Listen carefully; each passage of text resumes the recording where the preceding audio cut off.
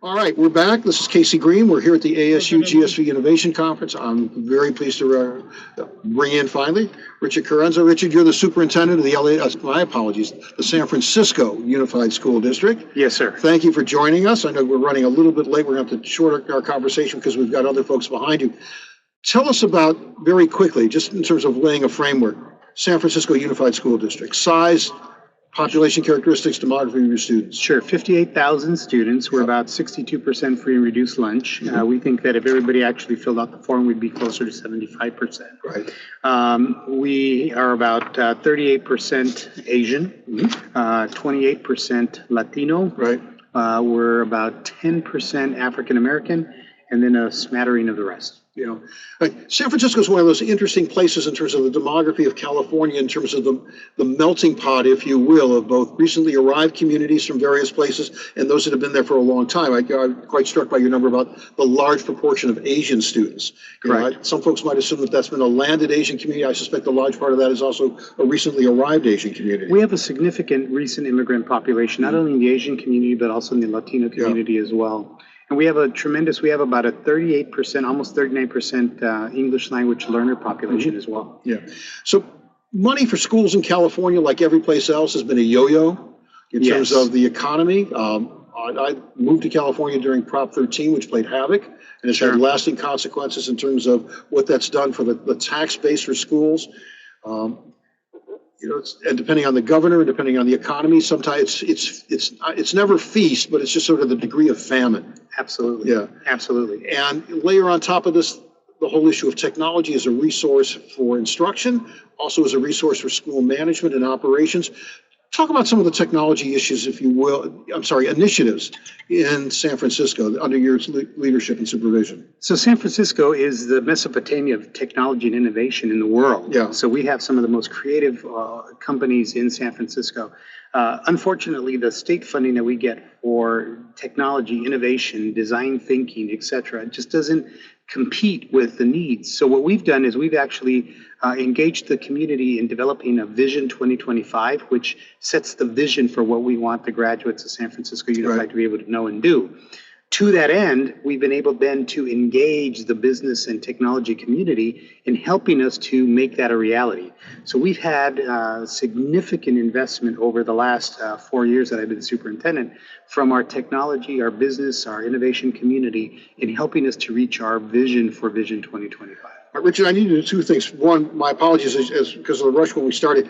You're going to get a better camera angle if you look at the computer as opposed to look at me. Okay. We are, folks, you can't see us. We're in a sound booth. We'll actually post a picture of this. So we're sitting across on a table. We're talking to one another through a computer. We are on the Shindig platform, which is very different than a lot of the platforms that are used for video conferencing. It allows you not just to ask questions, but we can actually bring you in live and interactive. We want to encourage those of you in our audience who would like to ask a question of Superintendent Carranza to do so. Lots of districts are doing a lot of different things with technology initiatives. Some are doing them well. Where I live in Los Angeles, we had a kerfluffle, to be polite, about an iPad initiative. How are you managing those expectations, the pressure for new technology, the cost, the deployment, sort of finding the balance between reach and grasp? Well, I think first and foremost, you have to have a vision. Where do you want to go, and why do you want to use technology? And more importantly, what is the end to the means? Yeah. So for us, we've painted a picture of what we want our graduates to be. And because we've included our business and technology community in developing that profile, they see where their sweet spot is. And what we've done is we've not committed ourselves to any one platform. We have a multi-platform approach.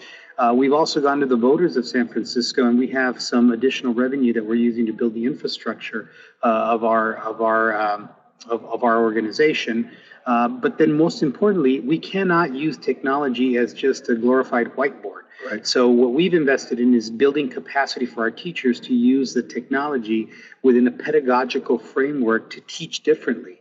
And we're also empowering our students to be able to use the technology to demonstrate their learning in a much different way. That for us has been the game changer, because we're not using technology or iPads just for the sake of iPads. We're using them to be able to demonstrate learning in a different way, and teachers to be able to demonstrate concepts in a very different way. That requires a lot of capacity building. Also requires, I suspect, a lot of training. I mean, what I both in higher ed, which is where I do most of my work with K-12, One, there's an assumption that any young person knows how to deal with these devices it's there. Sure. And yet, certainly in higher ed, and as well, I suspect in K-12, the notion that the GGTT formula, Google Game, Tweet, and Text, is not a portfolio of skills that helps you either in elementary school, middle school, high school, let alone in the workforce and going on to college. The second part of that, though, is the teacher portfolio and the training.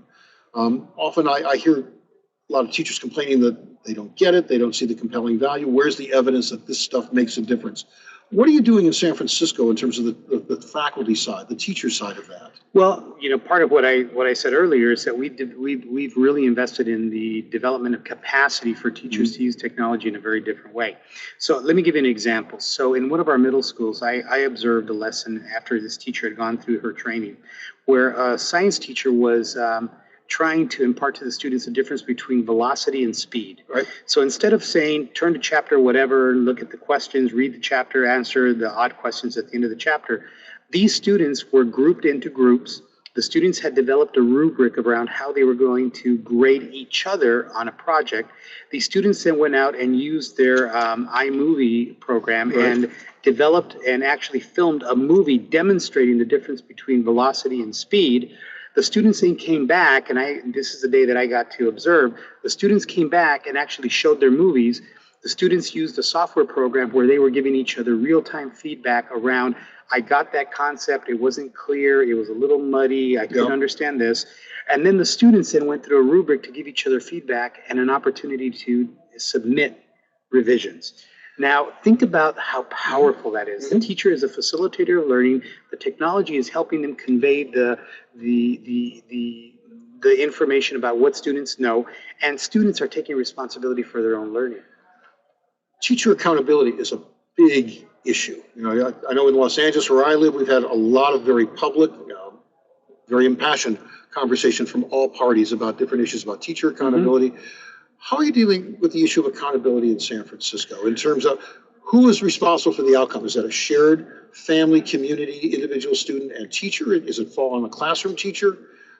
These are not small questions that have big consequences. Big consequences. And I want to highlight, this is actually a question that came from the audience. I love it.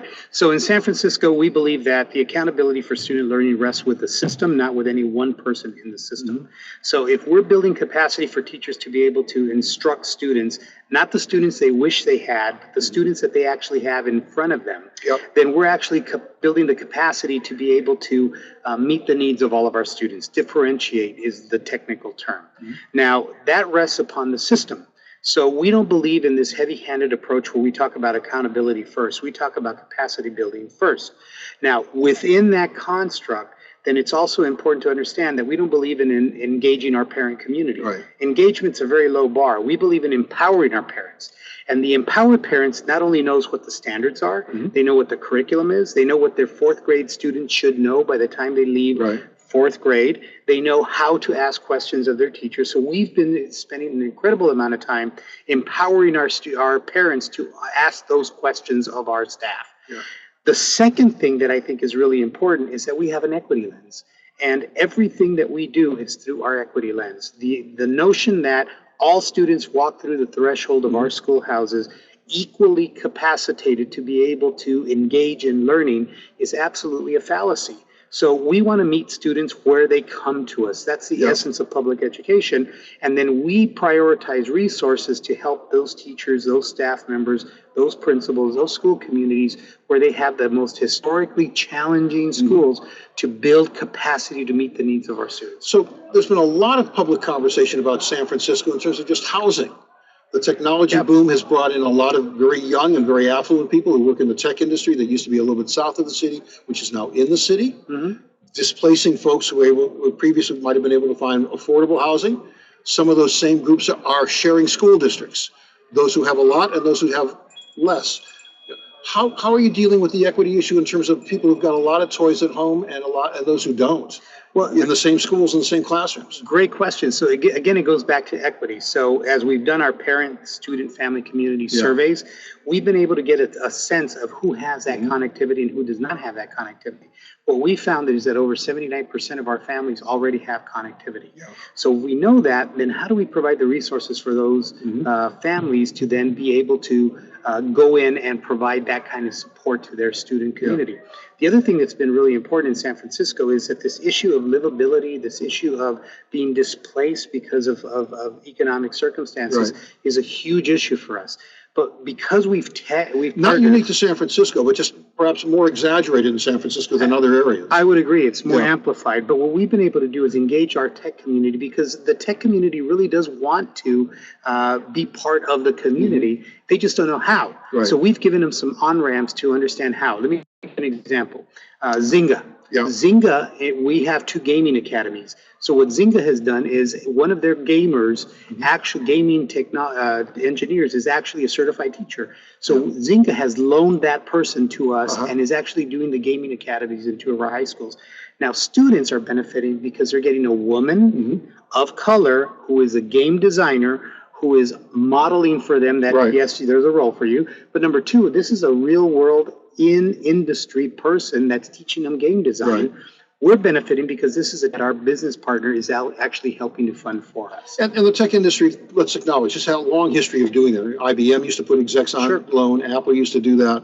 This next generation of younger companies that, again, clustered in and around San Francisco and on the peninsula to the south of San Francisco are essentially just carrying that forward. Hopefully they're carrying it well. Absolutely. What else should we know? You know, the conversation about technology is not an easy one. Everybody's got an opinion. There's a lot of discussion at this conference, Richard, about the issue of evidence. Too much of what we do in education, I think it's fair to say, both K-12 and higher ed, is practices driven by opinion and epiphany. We're now having a conversation about design, about research, about evidence. How is that playing out? Well, I think everybody feels that they have some sense of expertise because we've all gone through school. Whether it's private or public, we've gone through school. Everybody's a cook in the kitchen. Everybody's a cook in the kitchen. I think what's different about the ROI, the return on investment, is what is the issue that we're trying to address? And that becomes really critical at the front end of the conversation. And then being very, very collaborative about designing what are the points of evidence that are going to tell us that we're on the right path or on the wrong path. I think what's not helpful in the discussion is to demonize one side or the other. Either you're about privatization of schools, or you're about the public entity and the generalization of what education should be all about.